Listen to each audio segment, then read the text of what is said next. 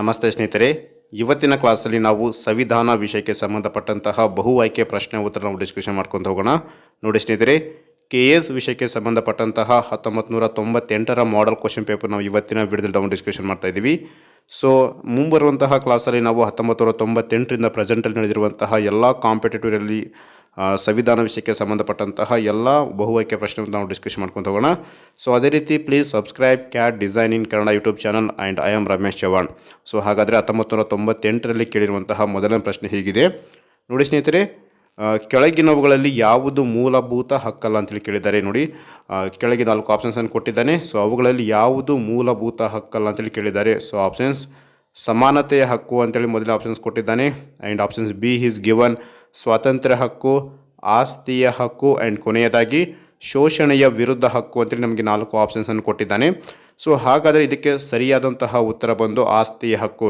ನೋಡಿ ಸ್ನೇಹಿತರೆ, ಆಸ್ತಿಯ ಹಕ್ಕು ನಾವು ಮೊದಲಿಗೆ ಇದನ್ನು ಕೂಡ ನಾವು ಮೂಲಭೂತ ಹಕ್ಕು ಅಂತೇಳಿ ನಾವು ಪರಿಗಣನೆ ಮಾಡ್ತಾ ಇದ್ವಿ. ಸೊ ಬಟ್ ಪ್ರೆಸೆಂಟಲ್ಲಿ ನಾವು ಆಸ್ತಿಯ ಹಕ್ಕನ್ನು ನಾವು ಕೈ ಬಿಡ್ತೀವಿ. ಸೊ ಅದೇ ರೀತಿ ಎರಡನೇ ಪ್ರಶ್ನೆ ನೋಡಿ ಸ್ನೇಹಿತರೆ, ಸೊ ಈ ಮುಂದಿನವುಗಳಲ್ಲಿ ಸರಿಯಾದಂತಹ 2 ಹೇಳಿಕೆಗಳು ಯಾವುದು ಅಂತ ಕೇಳಿದ್ದಾರೆ. 2 ಹೇಳಿಕೆಗಳು ಯಾವುದು ಅಂತ ಕೇಳಿದ್ದಾರೆ. ಸೊ ಹಣಕಾಸಿನ ಮಸೂದೆಯನ್ನು ಸಂಸತ್ತಿನ ಯಾವುದೇ ಸದನಗಳಲ್ಲಿ ಮಂಡಿಸಬಹುದು, ಅಥವಾ ಆಪ್ಷನ್ಸ್ ಬಿ ಬಂದು ಕೊಟ್ಟಿದ್ದಾನೆ ನಮಗೆ, ಹಣಕಾಸಿನ ಮಸೂದೆಯು ಲೋಕಸಭೆಯಲ್ಲಿ ಮಂಡಿಸಬಹುದು.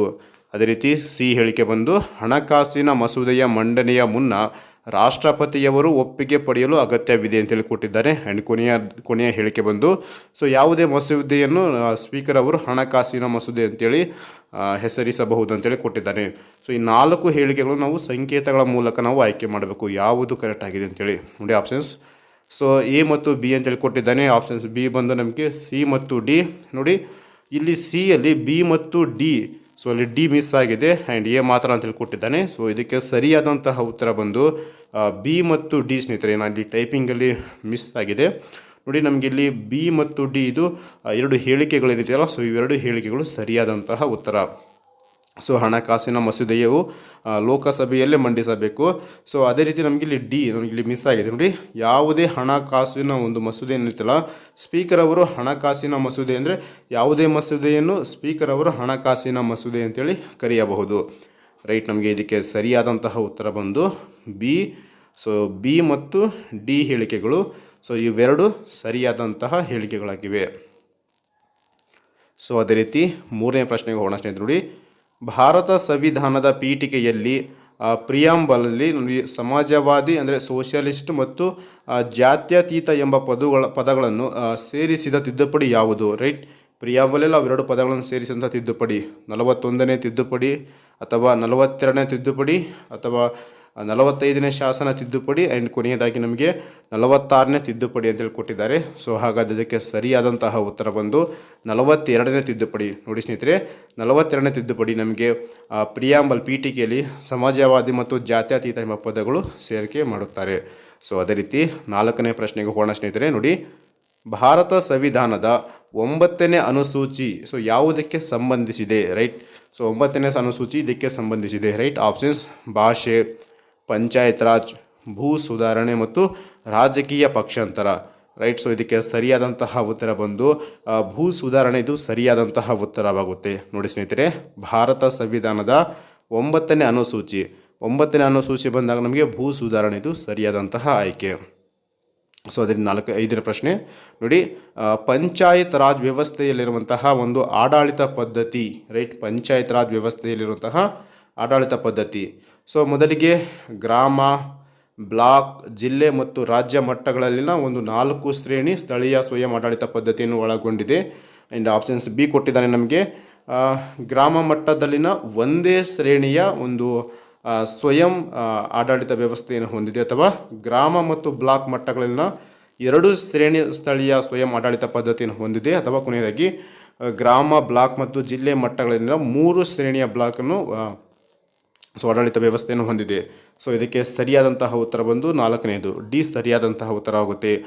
ಗ್ರಾಮ, ಬ್ಲಾಕ್ ಮತ್ತು ಜಿಲ್ಲಾ ಮಟ್ಟಗಳಲ್ಲಿನ 3 ಶ್ರೇಣಿಯ ಒಂದು ಸ್ವಯಂ ಆಡಳಿತ ವ್ಯವಸ್ಥೆಯನ್ನು ಸೊ ಪಂಚಾಯತ್ ರಾಜ್ ವ್ಯವಸ್ಥೆಯಲ್ಲಿ ನಾವು ನೋಡಬಹುದು. ಸೊ ಅದೇ ರೀತಿ 6ನೇ ಪ್ರಶ್ನೆ ನೋಡಿ ಸ್ನೇಹಿತರೆ, ತನ್ನ ಹುದ್ದೆಯನ್ನು ತಪ್ಪಾಗಿ ಮತ್ತು ಕಾನೂನು ಬಾಹಿರವಾಗಿ ಹೊಂದಿರುವ ವ್ಯಕ್ತಿಯ ವಿರುದ್ಧ ಹೊರಡಿಸುವಂತಹ ರಿಟ್ ಯಾವುದು ಅಂತೇಳಿ ಕೇಳಿದ್ದಾರೆ. ರೈಟ್, ಆಪ್ಷನ್ಸ್ ಹೇಬಿಯಸ್ ಕಾರ್ಪಸ್, ಮ್ಯಾಂಡಮಾಸ್ ಅಥವಾ ಆಪ್ಷನ್ ಸಿ ಬಂದು ಕೋವಾರೆಂಟೋ ಆ್ಯಂಡ್ ಸರ್ಟಿಯೋರಾ ಅಂತೇಳಿ ನಮಗೆ 4 ರಿಟರ್ನ್ ಕೊಟ್ಟಿದ್ದಾನೆ. ಸೊ ಇದಕ್ಕೆ ಸರಿಯಾದಂತಹ ಉತ್ತರ ಬಂದು ಸಿ ಕೋವಾರೆಂಟೋ, ಇದು ಸರಿಯಾದಂತಹ ಒಂದು ರಿಟ್ ಆಗುತ್ತೆ, ರೈಟ್.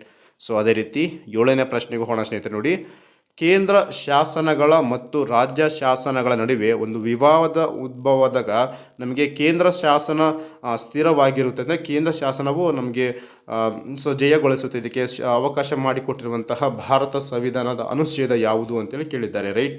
ಸೊ ಆಪ್ಷನ್ಸ್ 254ನೇ ಅನುಚ್ಛೇದ ಅಥವಾ 356ನೇ ಅನುಚ್ಛೇದ ಆ್ಯಂಡ್ ಆಪ್ಷನ್ ಸಿ ಕೊಟ್ಟಿದ್ದಾರೆ ನಮಗೆ 112ನೇ ಅನುಚ್ಛೇದ ಆ್ಯಂಡ್ 21ನೇ ಅನುಚ್ಛೇದ.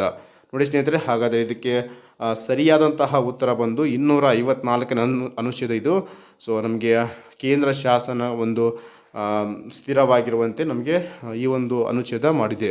ಸೊ ಅದೇ ರೀತಿ 8ನೇ ಪ್ರಶ್ನೆ, ಭಾರತದ ಉಪರಾಷ್ಟ್ರಪತಿಯವರು ಇವರುಗಳನ್ನೊಳಗೊಂಡ ನಿರ್ವಾಚಕ ಗಣ ಎಲೆಕ್ಟ್ರಿಕಲ್ ಕಾಲೇಜುದಿಂದ ಚುನಾಯಿಸಲ್ಪಡುತ್ತಾರೆ. ಭಾರತದ ಉಪರಾಷ್ಟ್ರಪತಿಯವರು ಸೊ ಯಾವರ ಮೂಲಕ ಚುನಾಯಿಸಲ್ಪಡುತ್ತಾರೆ ಅಂತೇಳಿ ಕೇಳಿದ್ದಾರೆ. ಸೊ ಆಪ್ಷನ್ಸ್ ರಾಜ್ಯಸಭೆಯ ಸದಸ್ಯರು ಅಥವಾ ನಮಗೆ ಆಪ್ಷನ್ಸ್ ಬಿ ಕೊಟ್ಟಿದ್ದಾನೆ ಲೋಕಸಭೆ ಮತ್ತು ರಾಜ್ಯಸಭೆಗಳ ಸದಸ್ಯರು ಆ್ಯಂಡ್ ಆಪ್ಷನ್ ಸಿ ಲೋಕಸಭೆಯ ಸದಸ್ಯರು ಆ್ಯಂಡ್ ಕೊನೆಯದಾಗಿ ರಾಜ್ಯಗಳ ವಿಧಾನಸಭೆಗಳ ಸದಸ್ಯರು.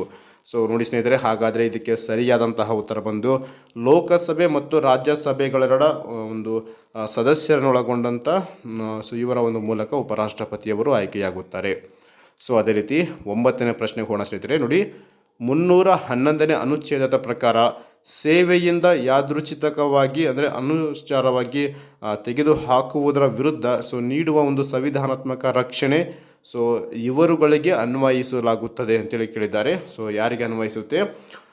ಸಶಸ್ತ್ರ ಪಡೆಗಳಲ್ಲಿ ಸೇವೆ ಸಲ್ಲಿಸಿರುವಂತಹ ಸೈನಿಕ ಸಿಬ್ಬಂದಿ ಅಥವಾ ಸಶಸ್ತ್ರ ಪಡೆಗಳಲ್ಲಿರುವಂತಹ ಆ ಒಂದು ಸೈನಿಕ ಸಿಬ್ಬಂದಿ ಅಥವಾ ಕಾನೂನಿನನ್ವಯ ಸ್ಥಾಪಿಸಲಾದ ನಿಗಮಗಳಲ್ಲಿ ಸೇವೆ ಸಲ್ಲಿಸುವಂತಹ ವ್ಯಕ್ತಿಗಳು ಅಥವಾ ಕೇಂದ್ರ ಮತ್ತು ರಾಜ್ಯ ಸರ್ಕಾರಿ ನೌಕರರು ಅಂತೇಳಿ ಕೊಟ್ಟಿದ್ದಾನೆ. ಸೊ ಇದಕ್ಕೆ ಸರಿಯಾದಂತಹ ಉತ್ತರ ಬಂದು ಕೇಂದ್ರ ಮತ್ತು ಸರ್ಕಾರಿ ನೌಕರರು, ಇದು ಸರಿಯಾದಂತಹ ಉತ್ತರವಾಗುತ್ತೆ. ಸೊ ಅದೇ ರೀತಿ ಹಾಗೆ ನಾವು 10ನೇ ಪ್ರಶ್ನೆ ಹೋಗೋಣ ಸ್ನೇಹಿತರೆ, ರೈಟ್. ನೋಡಿ, ಭಾರತ ಸಂವಿಧಾನದಲ್ಲಿ ಉಲ್ಲೇಖಿಸಲಾಗಿರುವಂತಹ ರಾಜ್ಯ ನೀತಿಯ ನಿರ್ದೇಶಕ ಒಂದು ಸಿದ್ಧಾಂತಗಳಲ್ಲಿ ಸೇರಿಲ್ಲದಿರುವುದು ಯಾವುದು, ರೈಟ್. ಸೊ ಯಾವುದು ಸೇರಿಲ್ಲ, ರೈಟ್. ಆಪ್ಷನ್ಸ್ ನೋಡೋಣ. ವಯಸ್ಕರ ಶಿಕ್ಷಣ ಅಥವಾ ಬಡವರಿಗೆ ಕಾನೂನು ನೆರವು, ಶ್ರಮಿಕರಿಗೆ ಕನಿಷ್ಠ ಕೂಲಿ ಆ್ಯಂಡ್ ಕಡ್ಡಾಯ ಪ್ರಾಥಮಿಕ ಶಿಕ್ಷಣ, ರೈಟ್. ಸೊ ಭಾರತ ಸಂವಿಧಾನದಲ್ಲಿ ಉಲ್ಲೇಖಿಸಲಾಗಿರುವಂತಹ ರಾಜ್ಯ ನೀತಿ, ರೈಟ್. ಸೊ ಇದು ವಯಸ್ಕರ ಶಿಕ್ಷಣ, ಇದು ಸೇರಿಲ್ಲ, ರೈಟ್. ಸೊ ಅದೇ ರೀತಿ ಇವತ್ತಿನ ಕೊನೆಯ ಪ್ರಶ್ನೆ ಸ್ನೇಹಿತರೆ, 1998ರ ಒಂದು ಕೊನೆಯ ಪ್ರಶ್ನೆ. ಭಾರತೀಯ ಪ್ರಜಾಪ್ರಭುತ್ವದ ಒಂದು ಯಶಸ್ವಿಗೆ ಮತ್ತು ಭಾರತ ಸಂವಿಧಾನದ ಒಂದು ಸುಗಮ ಕಾರ್ಯನಿರ್ವಹಣೆಗೆ ಸಾಮಾಜಿಕ ನ್ಯಾಯ ಅಗತ್ಯವೆಂದು ಪ್ರತಿಪಾದಿಸಿದಂತಹ ರಾಷ್ಟ್ರೀಯ ನಾಯಕರು ಯಾರು ಅಂತೇಳಿ ಕೇಳಿದ್ದಾರೆ ಸ್ನೇಹಿತರೆ, ರೈಟ್. ಸೊ ಇದು ಆಲ್ಮೋಸ್ಟ್ ಎಲ್ಲರಿಗೆ ಗೊತ್ತಾಗಿದೆ ಆಲ್ರೆಡಿ. ಸೊ ಆಪ್ಷನ್ಸ್ ನೋಡೋ ಸ್ನೇಹಿತರೆ, doctor Rajendra Prasad, options B ಕೊಟ್ಟಿದ್ದಾನೆ ಮಹಾತ್ಮ ಗಾಂಧೀಜಿಯವರು ಆ್ಯಂಡ್ ಜವಾಹರ್ಲಾಲ್ ನೆಹರು ಅವರು ಆ್ಯಂಡ್ ಕೊನೆಯದಾಗಿ ಡಾಕ್ಟರ್ BR ಅಂಬೇಡ್ಕರ್ ಅವರು, ರೈಟ್. ಸೊ ಇದಕ್ಕೆ ಸರಿಯಾದಂತಹ ಉತ್ತರ ಬಂದು ಡಾಕ್ಟರ್ BR ಅಂಬೇಡ್ಕರ್, ಇದು ಸರಿಯಾದಂತಹ ಆಯ್ಕೆಯಾಗುತ್ತೆ ಸ್ನೇಹಿತರೆ, ರೈಟ್. ಸೊ ಇದಾಗಿತ್ತು ಇವತ್ತಿನ ವಿಡಿಯೋ. ಸೊ ನೆಕ್ಸ್ಟ್ ಕ್ಲಾಸಲ್ಲಿ ನಾನು ಇನ್ನೊಂದು ಮಾಡೆಲ್ ಕ್ವಶನ್ ಪೇಪರ್ ಜೊತೆ ನಿಮ್ಮ ಮುಂದೆ ಬರ್ತೀನಿ. So please like, share and subscribe. Thank you every one.